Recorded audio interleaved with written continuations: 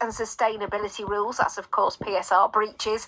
It was a 10-point deduction, later changed to 6 points, a 2-point deduction then for the following PSR cycle, compensation order exceeding £35 million, potentially rising to £40 million with interest payable to Burnley FC, all imposed by the same three-man panel.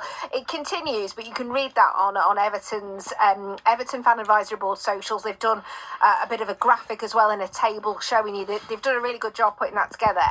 Tony, I'll start with you. I don't know how you felt when you heard about Chelsea. And when you compare it to the Everton one, this all comes down to the fact, and it is a good reminder, that the Premier League haven't got a sanctioning policy written down. That's correct, yeah.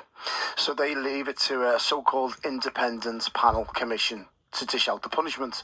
Now, it's quite clear as day that there is two-tier punishment systems in place. I'm sure Everton fans, Nottingham Forest fans and even Leicester fans will be saying exactly the same thing. And at this rate, you'd probably guess that Manchester City would have points added on. If anything, they would be taking them away, because it just goes to show, listen, if that was a team in the lower end of the Football League, so to speak, they'd be getting the same punishment as what happened to Everton. So I understand, obviously, the Fan Advisory Board, but I'd want more from Everton.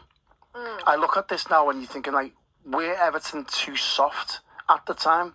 Did they have all the legal guys on board, the top briefs, the ones that Chelsea have got at the same token? So I'm just a little bit bemused in terms of like why the punishments differ from club to club. I think the Premier League really need to get the house in order in terms of if this happens again. So if another club does this, and I've read into it a little bit, and basically it's no unsport.